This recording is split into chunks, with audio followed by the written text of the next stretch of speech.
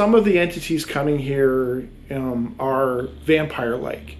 They're taking people, they're draining their blood, they're not just people, I guess, but animals as well.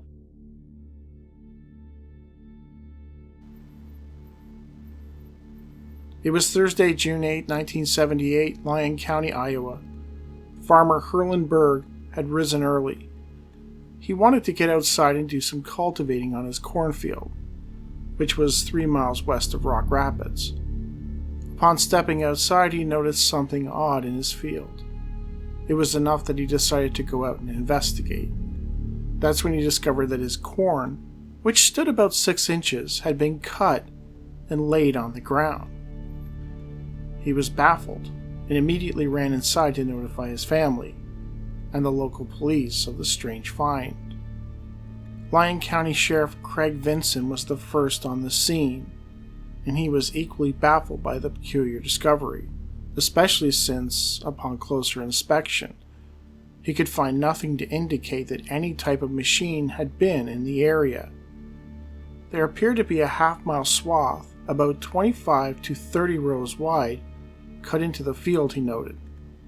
The corn, which was about 6 inches high, was snipped off in a curved pattern, about an inch above the ground, with each stalk lying neatly in a row on the ground to the south of each corn plant.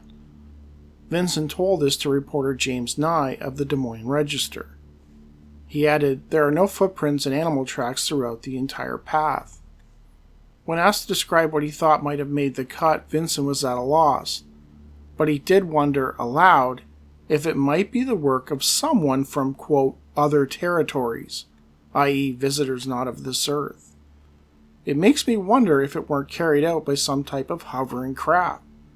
But there were no burns on the ground or any other indication that a helicopter-like craft might have been used, he told Nye. When asked why Vincent would come to such an outwardly preposterous conclusion, the officer told Nye that he and his men had been dealing with some very strange things the past few years, things that could not be so easily explained.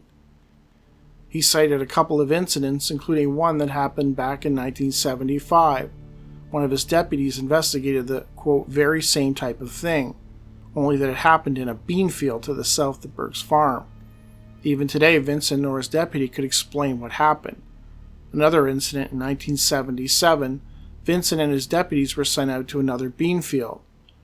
"We had a very large round burned area in a bean field, again with no footprints or tracks of any kind," he told Nye. "If I could find some tracks or footprints anywhere, I think somebody was having some fun. But this was no animal and no person. If it was, they were walking around on air." So the question remains, who did cut Herlin Berg's cornfield? If you're a fan of crime podcasts, there is a possibility you've heard the name Craig Vincent before. You recognize it. He was involved with the Gitche Manitou slayings that happened in 1973. I'm sure some of you people have heard of that case. Well, there was one girl that got away who managed to survive, and when she got away, she was telling people about what happened, and nobody believed her story except for one person, Sheriff Craig Vincent. She said he was the only one that believed her, and he took her seriously, and he ended up being one of the people that tracked down these guys that carried this terrible thing out. So, the slaying. So, he passed away in 2015, but from hearing this story and he definitely sounds like an interesting person. He has an open mind, and I don't know, he definitely sounds like he was kind of a hero.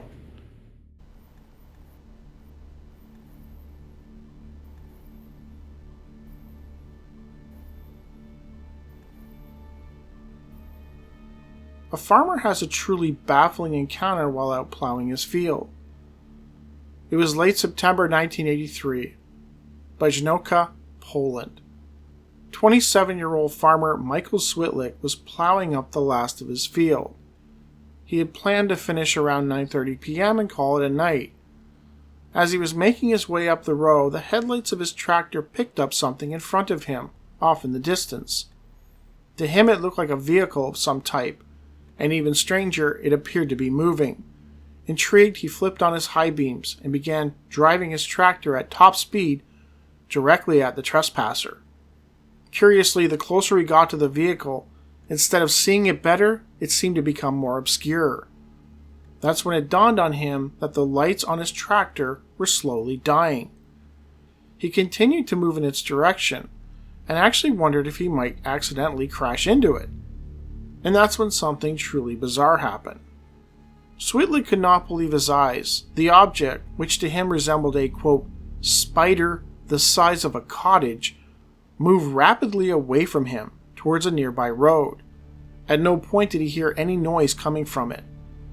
After some time, the object moved off, heading in the direction of the Picknaw Mountains. He could see green, yellow, and red flashing lights. Curiously, Switlick was certain that the object appeared to be dragging something. A half-meter from the ground, something appeared to be suspended, dangling from a cord which ran out of the spidery object. Interestingly, a few days later, Switlick again saw the lights.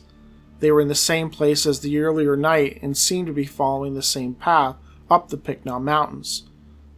Switlick found the lights fascinating, in that they translocated with lightning speed. Switlick would eventually write to the Polish newspaper, the Stoła Luda, of his encounter, which appeared in the October 14, 1983 edition.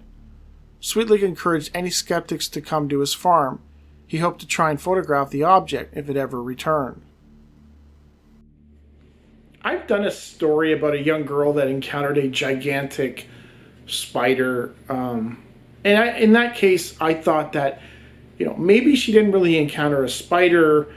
Maybe it was something else. And because I pointed out how closely, if you take a picture of the lunar lander and you see the legs, it does kind of look like a spider.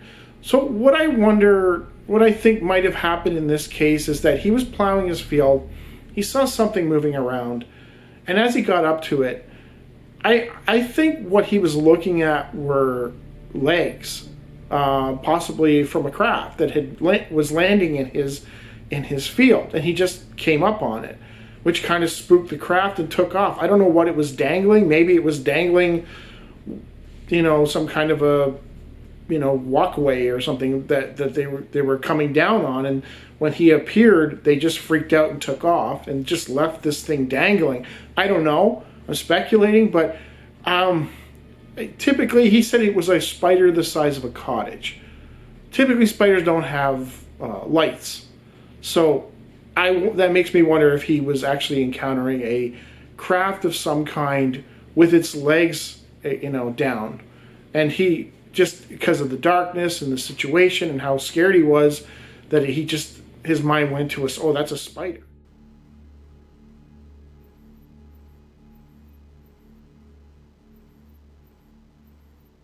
In 1986, a small fishing village in Pedaso, Italy, became the epicenter of a mystery after the bodies of two men were discovered. There was talk of vampiric creatures from outer space stalking the local fishermen. It was 1986, Pedaso, Italy. Antonio Gualno had gone out in a small boat to do some night fishing, something he did on occasion. The area where he was fishing had gained a reputation for being strange, something he shrugged off. Many hours later, his sister Carmela, who had initially begged him not to go, became antsy. After a few hours passed and he did not return, I was really worried, she told reporters. She eventually called a friend. I told his friend Vittorio Gianfranco what had happened. Then Vittorio went out to look for Antonio. That was the last I saw of him. When Antonio and Vittorio failed to show, she began to think the worst. Carmela then thought that the only option was to call the police. They, with the help of other fishermen, started searching the area around the water for the two missing men. It didn't take long before both men were discovered, each in their own boats, which were partially sunken. Initially, investigators were confused as neither seemed to have any injuries, nor did they seem to have drowned, which was later confirmed following the autopsy. Neither had any water in their lungs. One curious thing that was found were 2 puncture marks on the necks of both men, as well as exsanguination. Apparently something had drained the blood from both men, but what? They were certain that it was some type of animal. But what type of animal could board a boat and take the time needed to drain the blood of 2 men? While investigators were mystified, area ufologists were intrigued. Roberto Pinotti of the Centro Ufologico Nazionale in Italy found the location where the bodies were discovered interesting, noting that it was a hotbed for UFO and strange activity. Over the years, he and his team had compiled scores of terrifying reports involving mysterious phenomena that deterred locals from fishing that area. Sightings of columns of water appearing from nowhere and mysterious dark objects moving through the sea. Given the strange nature of the case, Egidio Fava, another investigator, had become convinced that Antonio and Vittorio had perished at the hands of non-human entities from outer space. Whatever it was that did away with those 2 fishermen was not human, he told the press. There are no creatures of the sea that dispatch in that manner. The police and biologists know this.